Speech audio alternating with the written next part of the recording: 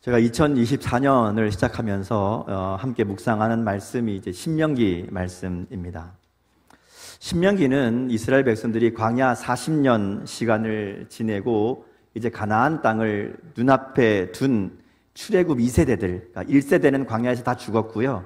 이제 출애굽 2세대가 가나안 땅 앞에 섰을 때에 모세를 통해서 주시는 하나님의 말씀이라고 할 수 있습니다.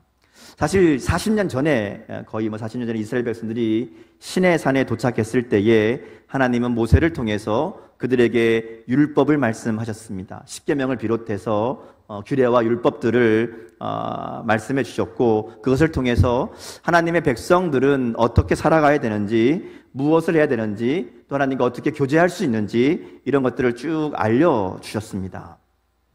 자, 근데 그렇게 하나님의 말씀을 들었던 세대들은 광야에서 다 죽고 이제 새로운 세대가 가나안 땅을 눈앞에 두고 있는 상황이 된 겁니다. 근데 문제는 이제 모세가 그들과 함께 가나안 땅에 들어갈 수 없다라는 것이죠. 하나님이 모세의 역할을 여기까지로 정하셨습니다. 그래서 모세는 들어갈 수 없는데 이제 들어가야 되는 세대는 하나님의 말씀을 처음 들었던 세대들이 아니라는 것이죠. 그래서 모세가 이제 출애굽의 역사를 정리하며 새로운 세대에게 하나님의 말씀을 다시 가르쳐주는, 그들에게 다시 하나님의 말씀을 전하는 내용이 이제 신명기입니다.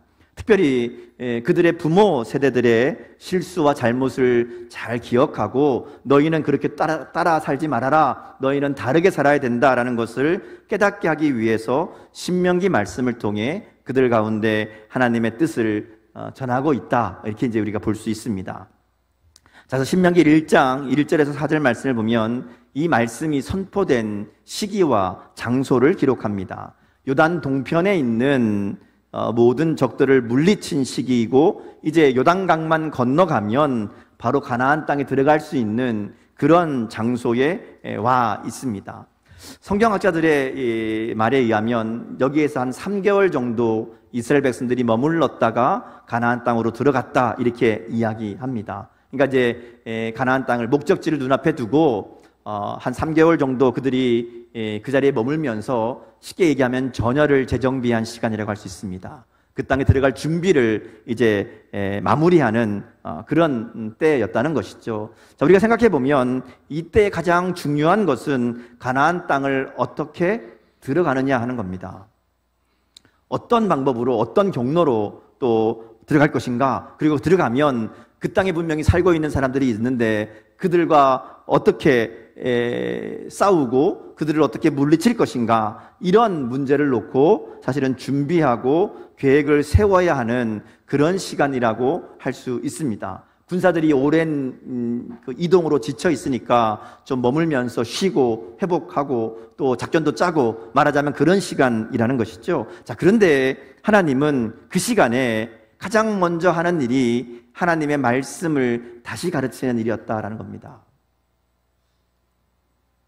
그들이 당장 중요한 문제는 가나안 땅을 어떻게 정복할 것인가, 어떻게 들어갈 것인가, 이 문제를 해결하는 일이지만 하나님은 그들에게 그게 중요한 문제가 아니라 하나님의 말씀을 다시 듣는 일이 중요하다, 이렇게 말씀하시는 겁니다. 이게 신명기의 의미라고 할 수 있습니다. 우리는 언제나 문제가 있거나 어떤 어려움이 있거나 혹은 해결해야 될 일들이 있을 때에 그 문제 해결에 초점을 맞춥니다. 어떻게 하면 할 수 있을까?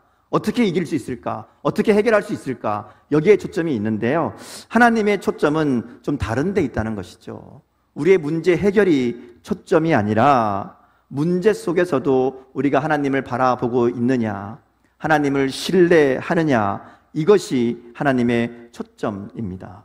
그래서 가나안 땅을 앞두고 있는 이스라엘 백성들에게 어떻게 그 땅에 들어가느냐 하는 문제가 아니라 이 문제를 해결하는 이 상황 속에서도 하나님을 의지하고 하나님을 바라보는 믿음의 백성이 될 것인가, 여기에 하나님의 관심이 있다는 겁니다. 그래서 그것을 먼저 해결하기 위해서 그들 가운데 말씀을 새롭게 합니다. 말씀을 가르치고 전하는 일을 하게 하셨다라는 것이죠. 하나님의 백성들의 우선순위는 어떤 상황 속에서도 하나님을 바라보고 하나님을 의지하는 사람들이 되는 겁니다. 그러기 위해서 하나님은 가나안 땅을 앞두고 있는 이 시점에서 다른 일은 다 제쳐주고 이스라엘 백성들에게 모세를 통해서 하나님이 어떤 분인지, 하나님을 믿는다는 게 뭔지, 하나님을 의지한다는 게 어떤 것인지를 알게 하는 하나님의 말씀을 가르친 것이다 할 수 있다는 것이죠. 그래서 가장 먼저 나오는 것이 이스라엘 백성들이 광야 40년을 어떻게 생활하며 살아왔는가 하는 것을 제일 먼저 이야기합니다. 그게 이제 신명기 1장부터 3장까지 나오는 이야기입니다. 하나님은 모세를 통해서 이스라엘 백성의 40년을 정리하게 하십니다. 그리고 그 중에 가장 먼저 등장하는 사건이 오늘 본문이라고 할 수 있습니다. 오늘 본문 19절 말씀을 보면 호렙산을 떠나 광야를 지나 가데스 바네아에 이른 때에 라고 이 사건의 배경을 설명합니다. 사실은 출애굽 이후에 많은 사건들이 있었습니다. 중간에 많은 일들이 있었지만 그 모든 것을 다 생략하고 가장 먼저 하는 이야기가 가데스 바네아입니다. 자, 왜 그랬을까요? 가데스 바네아에 무슨 일이 있었죠? 무슨 일이 있었죠? 얘기를 해야 다음이 나갑니다. 정탐꾼 사건이 있었죠. 12명의 정탐꾼을 보내서 가나안 땅을 정찰하고 돌아온 사건이 있었습니다. 근데 이 사건은 이스라엘의 출애굽 역사를 완전히 뒤집어 놓는 엄청난 사건이었습니다. 사실은 그들의 운명이 이 사건 때문에 달라졌거든요. 출애굽했던 이 세대가 가나안 땅에 들어가느냐 못 들어가느냐 하는 결정이 이 사건을 통해서 이루어졌습니다. 그래서 모세가 제일 먼저 이 사건에 대해서 이야기합니다. 그리고 가나안 그 땅을 앞두고 있는 출애굽 2세대에게 이 사건이 얼마나 중요한지, 그리고 이 사건의 의미가 무엇인지를 이야기하는 겁니다. 21절 말씀을 함께 보겠습니다. 같이 읽겠습니다. 너희 하나님 여호와께서 이 땅을 너희 앞에 두셨은즉 너희 조상의 하나님 여호와께서 너희에게 이르신 대로 올라가서 차지하라, 두려워하지 말라, 주저하지 말라 한즉. 자, 이 말씀은 지금 이 신명기 말씀을 듣고 있는 출애굽 2세대에게 하는 얘기가 아니고요, 40년 전에 했던 이야기입니다. 40년 전에 출애굽 1세대들에게 모세가 전했던 하나님의 말씀이라는 것이죠. 여기에 보면 이 땅을 너희 앞에 두셨은즉 이렇게 얘기합니다. 이 땅을 너희 앞에 두셨다라는 얘기는 이게 이제 히브리 문법으로 이 과거 완료형인데요. 이 히브리어 문법은 단순히 시간을 이야기하는 게 아니고요, 이 특별한 의미들이 있는 표현들이 있습니다. 이 과거 완료라는 것은 분명한 사실, 명백한 진실을 이야기할 때 사용하는 표현입니다. 그러니까 이거는 하나님이 이 땅을 너희에게 주셨다, 이겁니다. 지금 아직 그 땅을 들어간 게 아니잖아요. 이 땅을 지금 바라보고 있지만 하나님이 이미 너희에게 주셨다, 이것을 강조하기 위한 그런 표현입니다. 그러니까 이스라엘 백성들에게 하나님이 이 땅을 주셨으니까 너희는 올라가라, 가서 차지해라, 이제 이런 의미이지요. 하나님은 이스라엘 백성들이 하나님이 약속하신, 하나님이 이미 이루어 놓으신 일을 가서 그들이 누리기를 원하셨습니다. 하나님의 약속은 그들이 그 땅에 발을 들여놓는 순간, 그들이 올라가는 순간 이루어질 것이다, 그렇게 말씀하시는 거예요. 마치 요단강을 건널 때에 그들이 어떻게 건너죠? 발을 먼저 내딛잖아요. 그러면 길이 열리게 된 거죠. 그처럼 믿음으로 순종하면 이루어지는 일이라는 겁니다. 가데스 바네아 주신 말씀 다 그런 의미예요. 이 땅을 너에게 주셨으니까 너희는 올라가라, 차지해라, 그렇게 말씀하는 거예요. 근데 문제는 이게 해보기 전에는 모른다는 겁니다.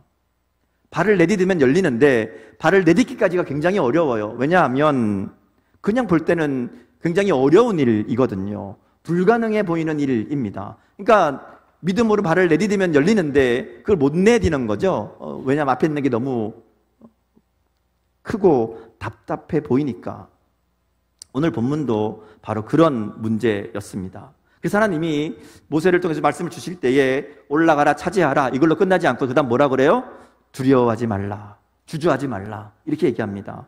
하나님은 이스라엘 백성들이 어떤지 잘 아시거든요. 아무리 그들에게 믿음을 얘기하고 약속을 얘기하고 하나님이 주셨다라고 얘기해도 못 믿을 거 아시고 한 번 더 얘기하는 거예요. 주저하지 말고 두려워하지 말아라. 하나님이 약속의 말씀에 순종하면, 말씀하신 대로 올라가면 너희가 차지할 것이다. 다시 한번 약속해 주시는 겁니다. 자, 근데 문제는 이스라엘 백성들이 이러한 하나님의 약속에도 불구하고 믿음으로 순종하지 못합니다.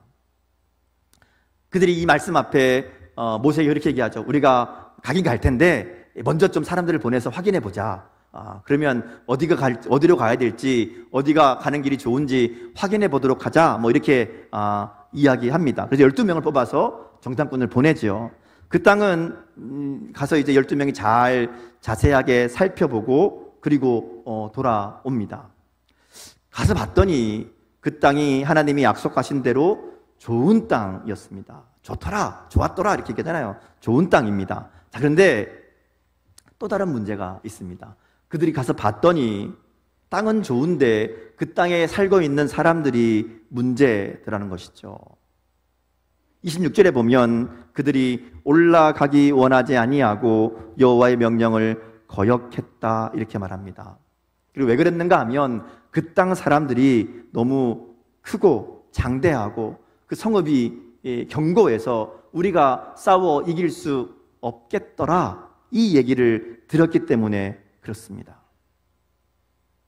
하나님은 내가 이 땅을 너에게 줬다, 올라가서 차지해라 그러는데 가서 보고 온 사람들의 이야기를 들으면서 하나님의 약속을 믿지 못하고 하나님을 신뢰하지 못하고 불순종합니다. 올라가라는 명령이 분명히 있었는데 올라가지 않습니다. 올라가기를 원하지 아니하고 여호와의 명령을 거역했다 이렇게 기록합니다. 나아가서 27절에 보면요, 그들이 이렇게 얘기합니다. 여호와께서 우리를 미워하셔서 아모리 족속의 손에 멸하시려고 우리를 애굽에서 인도하여 내셨다. 이 말도 안 되는 원망을, 불평을 쏟아 놓습니다. 여러분, 하나님이 그들을 미워하셨습니까?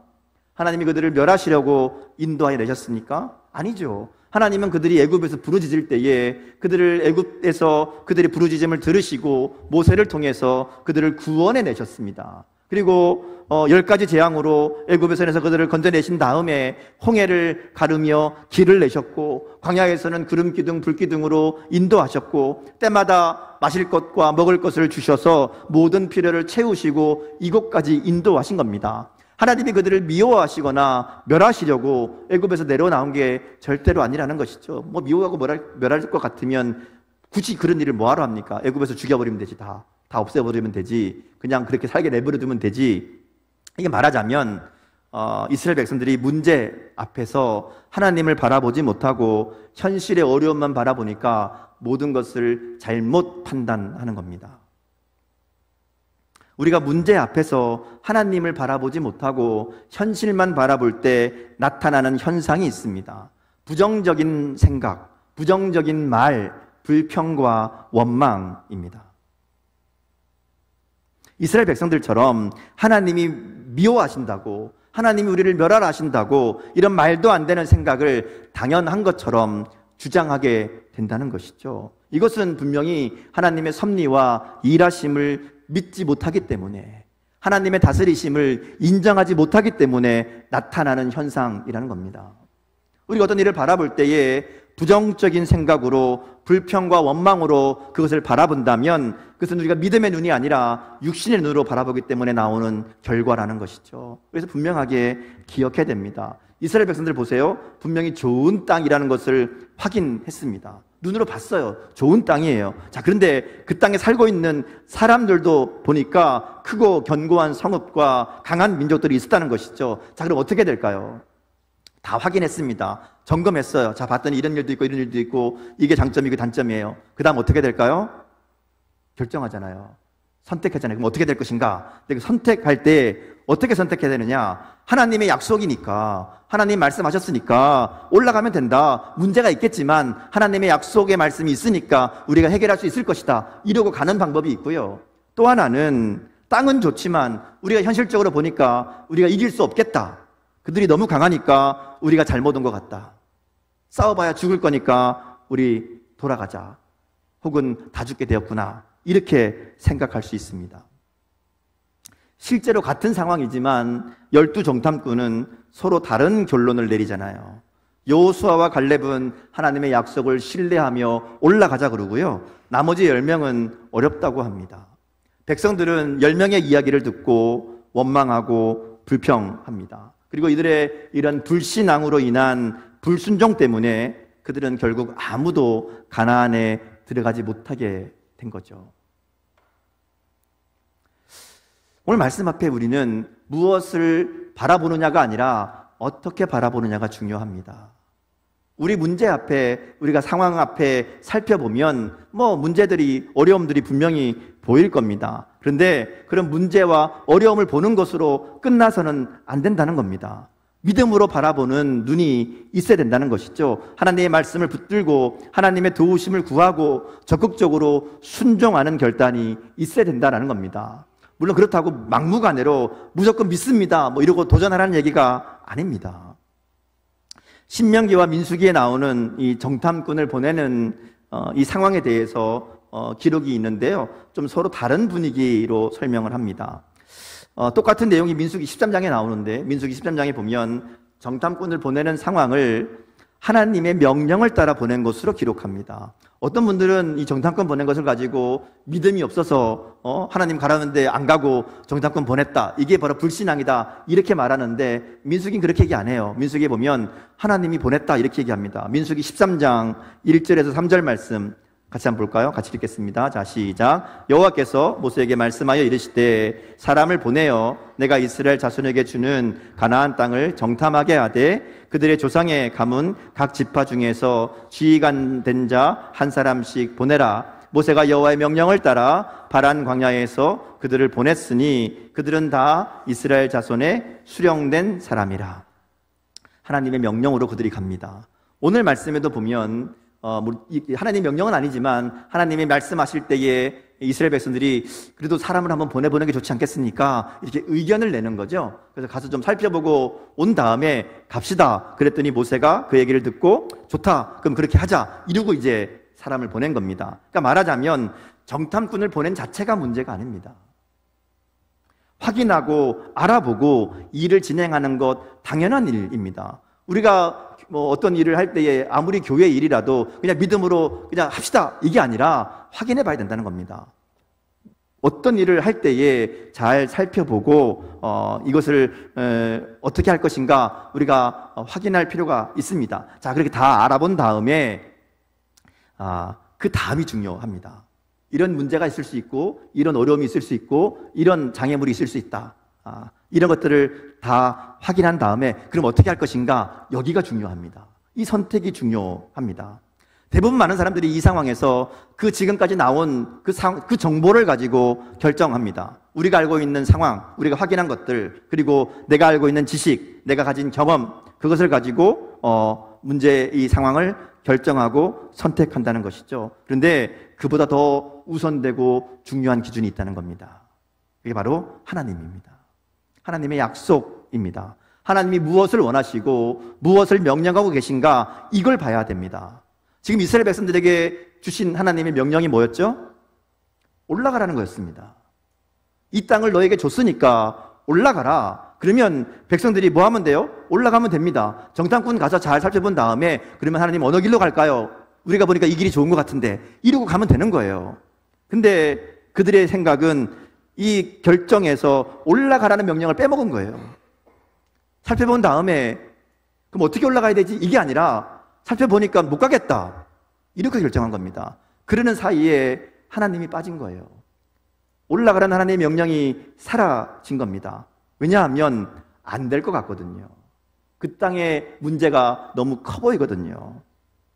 그러니까 그게 눈에 크게 들어오니까 하나님의 명령, 하나님의 말씀을 잊어버린 겁니다. 이것이 이스라엘 백성들의 가장 큰 문제, 실패의 원인이었다는 겁니다. 하나님을 잊어버린 것, 결정에서 하나님을 빼놓은 것. 많은 사람들이 인생의 중요한 문제 선택하고 결정할 때에 많은 것들을 확인하고 알아봅니다. 자신의 지식과 경험을 가지고 또 이런저런 이야기들을 찾아보고 그런 것들을 가지고 결정합니다. 그러면서 하는 얘기가 내가 알아봤더니 내가 해봤더니 내가 생각하기에는 이게 맞다 이러고 결정한다는 것이죠. 이스라엘 백성들이 지금 그렇게 했습니다. 근데 거기에 하나님의 말씀, 하나님의 약속의 말씀이 빠진 거죠. 하나님이 그들 가운데 어떻게 행하셨는가 하는 것도 잊어버리고, 무엇보다 하나님이 올라가라고 하신 그 말씀을 잊어버립니다. 그래서 하나님 말씀에 결국은 불순종하게 되는 겁니다. 자신들이 보기에는 가장 합리적인, 자신들이 보기에는 가장 옳은 선택을 했지만 하나님이 빠진 선택은 불순종이 되는 겁니다. 하나님을 거역한 것이 되었다, 이렇게 성경은 이야기하거든요. 오늘 우리가 믿음으로 산다고 하면서 저지르는 실수 중에 하나가 바로 이와 같은 실수입니다. 모든 상황보다 우선하는 것은 하나님입니다. 하나님의 약속이고 하나님의 명령입니다. 그래서 우리가 어떤 일을 결정하고 선택할 때에 가장 먼저 생각해야 되는 것은 하나님이 기뻐하시는 게 뭘까입니다. 하나님의 뜻이 어디 있는가입니다. 그리고 그 다음 다른 문제들을 해결해야 된다는 것이죠. 그러면 하나님이 이루어 주신다라는 겁니다. 믿음으로 시작하면 하나님이 그 약속을 이루신다는 것이죠. 그래서 두려워하지 말라고, 주저하지 말라고 말씀하시는 겁니다. 이스라엘 백성이 이 선택에서 실패합니다. 그래서 민수기에 보면 이 상황을 자세하게 기록하면서 이스라엘 백성들의 이 불순종과 그 결과를 자세하게 기록합니다. 근데 그들의 실패를 좀 많이 보여줘요. 근데 오늘 말씀을 보면요, 분위기가 좀 다릅니다. 같은 상황을 기록하고 있어요. 같은 사건을 이야기하는데, 민수기는 그들의 실패와 그 결과에 초점을 맞추고 있다면 신명기는 그들의 실패가 아니라 그들이 기억해야 될 하나님의 일하심에 초점을 맞추고 있습니다. 이스라엘 백성들이 왜 잘못된 선택을 했느냐? 하나님을 잊어버렸기 때문이다. 하나님의 일하심을 믿지 못했기 때문이다. 그러니까 지금 너희들, 출애굽 2세대 너희들은 그 하나님을 기억해야 된다. 그 하나님을 잊어버리면 안 된다. 이 목적으로 이야기를 하고 있기 때문에 실패가 중요한 게 아니라 하나님을 기억해라. 그 하나님 어떤 분인지를 알아라. 그 얘기를 하는 겁니다. 그래서 모세가 그 다음 나오는 내용을 보면 하나님이 어떤 분인지를 그들에게 이야기합니다. 하나님이 그들을 앞서가시며 인도하셨다라는 것을 분명하게 이야기하죠. 그것이 오늘 본문 29절에서 31절까지 말씀입니다. 같이 한번 읽겠습니다. 29절부터 31절까지 같이 읽습니다. 자, 시작. 내가 너희에게 말하기를 그들을 무서워하지 말라, 두려워하지 말라. 너희보다 먼저 가시는 너희의 하나님 여호와께서 애굽에서 너희를 위하여 너희 목전에서 모든 일을 행하신 것 같이 이제도 너희를 위하여 싸우실 것이며, 광야에서도 너희가 당하였거니와 사람이 자기의 아들을 안는 것 같이 너희의 하나님 여호와께서 너희가 걸어온 길에서 너희를 안으사 이곳까지 이르게 하셨느니라 하나. 하나님이 그들 가운데 어떻게 역사하셨는지를 이야기합니다. 모세는 그 하나님을 표현하기를 우리보다 먼저 가시는 하나님이다, 이렇게 이야기합니다. 우리보다 먼저 가시는 하나님. 우리가 현실의 문제를 보고 무서워하거나 두려워하지 말고 우리보다 앞서 가시며 우리를 위해 싸우시는 하나님, 자기의 아들을 안는 것 같이 우리를 안으사 인도하시는 그 하나님을 믿으라고 말하는 겁니다. 여기 안는다라는 말이 단순히 그냥 포옹하는 그 안는다라는 말이 아닙니다. 여러분, 어린 자녀들 데리고 길을 가다가 위험한 그를 만나면 어떻게 합니까? 웅덩이나 뭐 이런 게 있으면 어떻게 하죠? 그냥 끌고 가요? 아니죠. 번쩍 들어서 안전한 곳으로 옮겨줍니다. 그게 안는다라는 말의 의미입니다. 하나님이 그렇게 이스라엘 백성들을 인도하셨다라는 것이죠. 모세는 오늘 본문에서 우리보다 먼저 가시는 하나님을 여러 가지 모습으로 표현합니다. 30절에 보면 우리를 위해 싸우심으로 우리의 모든 대적들로부터 우리를 지키시고 보호하시는 분이라고 이야기합니다. 31절에 보면 광야에서 그들의 모든 필요를 공급하시고 안전하게 안아서 이곳까지 이르게 하신 분이다, 이렇게 이야기합니다. 33절 말씀에 보면 하나님은 그 길을 먼저 가시며 길을 알려주시고 인도하시는 분이라고, 지시하시는 분이라고 그렇게 이야기합니다. 결국 믿음으로 산다는 것은 우리보다 먼저 가시는 그 하나님을 믿는 겁니다. 먼저 가신다는 건 이제 앞에 간다는 얘기가 아닙니다. 우리의 길을 다 열어놓으셨다는 얘기입니다.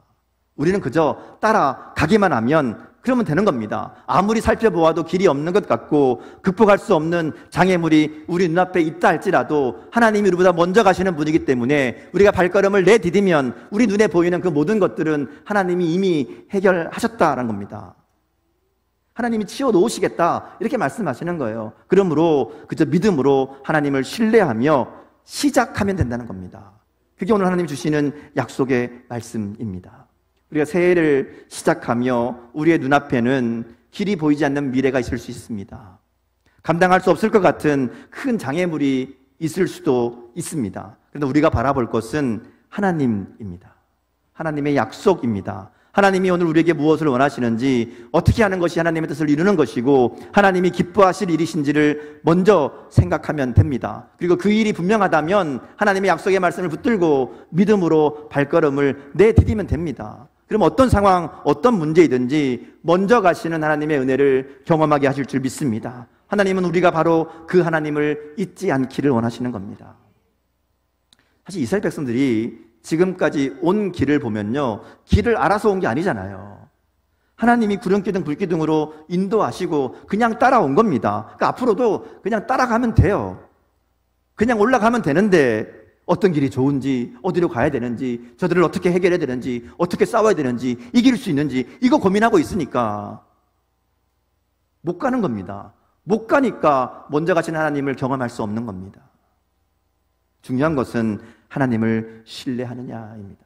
하나님을 정말 하나님으로 믿느냐, 말로만 전능하신 하나님이 아니라 정말 하나님이 전능하신 하나님이신지, 말로만 사랑의 하나님이 아니라 정말 하나님이 나를 사랑하시는 하나님이신지 믿음으로 걸어가야 된다는 것이죠.